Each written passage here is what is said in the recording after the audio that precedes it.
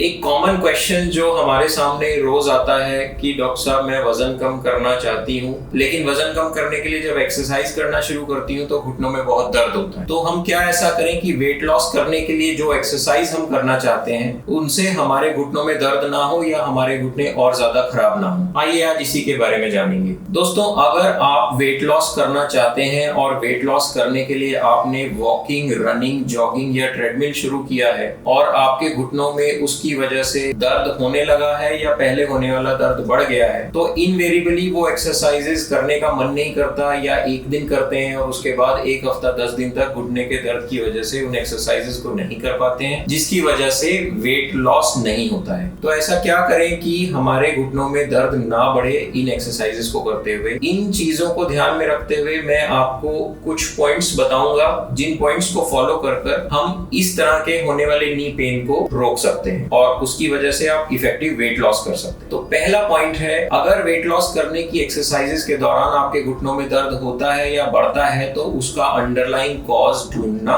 और उसको ट्रीट करना। दोस्तों, ये सबसे इंपॉर्टेंट फैक्टर है। जैसा कि मैंने ऑलरेडी बताया कि जिन लोगों में वेट जरूरत से ज्यादा होता है उनमें नी के अर्ली आर्थराइटिस के चांसेस होते हैं, मेनिस्कस, टीएस, कार्टिलेज लॉस या लिगामेंट इंजरीज भी। तो अंडरलाइन कॉज को आइडेंटिफाई करना और उसको ट्रीट करना इंपॉर्टेंट है। आप अपने घर के आसपास किसी भी ऑर्थोपेडिक डॉक्टर या फिजिकल थेरेपिस्ट से मिलकर आप इस अंडरलाइन कॉज को आइडेंटिफाई कर सकते हैं और उसका ट्रीटमेंट इनिशिएट कर सकते हैं, जिससे कि नी में फर्दर डैमेज ना हो। दूसरा चीज है जो ध्यान रखने वाली, वो है टाइप ऑफ एक्सरसाइज। अगर आपने recently brisk walk, running, jogging या ट्रेडमिल शुरू किया है और उससे नी में पेन हो रहा है तो it is better to switch exercises. कुछ ऐसी एक्सरसाइजेस हैं जिनको हम इलिप्टिकल एक्सरसाइजेस बोलते हैं। इलिप्टिकल एक्सरसाइजेस होती हैं जैसे स्विमिंग, साइकिलिंग, क्रॉस ट्रेनर या थेराबैंड एक्सरसाइजेस। दरअसल ये वो एक्सरसाइजेस हैं जिनके अंदर जॉइंट के ऊपर अनड्यू प्रेशर नहीं आता, लगातार आपका पैर हार्ड सरफेस को टच नहीं करता, जिससे कि जॉइंट के ऊपर रिएक्शनरी फोर्सेस कम होते हैं और जॉइंट प्रेशर्स कम होने की वजह से जॉइंट में फर्दर डिजेनरेशन नहीं होती।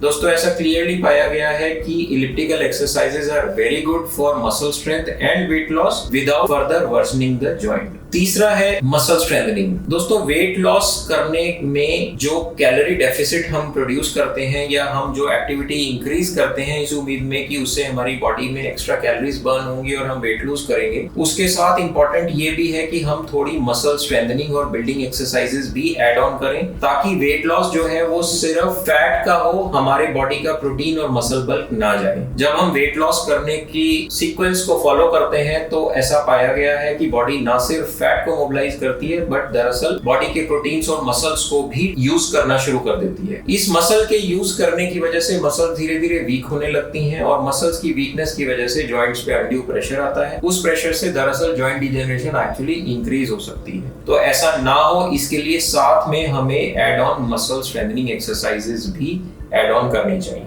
उससे अगला पॉइंट है स्ट्रेचिंग। दोस्तों, दरअसल रेगुलर स्ट्रेचिंग से मसल इंजरीज होने के चांसेस कम होते हैं। रेगुलर स्ट्रेचिंग से जॉइंट इन्फ्लेमेशन कम होती है। स्ट्रेचिंग एक्सरसाइजेस काउंटरप्रोडक्टिव होती हैं और ऐसा पाया गया है कि रेगुलर एक्सरसाइजेस के पहले और बाद में अगर हम स्ट्रेचिंग करें तो उससे जॉइंट पेन्स कम होते हैं। फिर आता है पेन मैनेजमेंट। अगर हम बेसिक अंडरलाइन कॉज को ट्रीट कर चुके हैं, हम रेगुलर स्ट्रेचिंग कर रहे हैं, एक्टिविटीज भी हम वेरियस टाइप की एक्सरसाइजेस इंक्लूड कर रहे हैं, फिर भी हमारा जॉइंट पेन होता है, तो कुछ नॉर्मल रेमेडीज लाइक आइसिंग या over the counter available painkiller medications या anti inflammatory medications under guidance and supervision आप ले सकते हैं। दोस्तों, ऐसा तब करना है जब हम एक टारगेटेड गोल को अचीव करना चाहते हैं और हमें ये पता है कि जब हम प्रॉपर्ली इन एक्सरसाइजेस को करेंगे और वेट लॉस हो जाएगा तो हमारे जॉइंट में ओवरलोडिंग से होने वाला पेन सिग्निफिकेंटली कम हो जाएगा। तो हम as an interim measure pain को कंट्रोल करने के लिए कुछ मेडिकेशंस दे सकते हैं। लास्ट पॉइंट है लिसन टू योर बॉडी। अगर ये सब कुछ करने के बावजूद भी आपको नी पेन या जॉइंट पेन्स कॉन्स्टेंटली और हाई इंटेंसिटी में बने हुए हैं, then discontinue these exercises and show to a proper orthopedic doctor.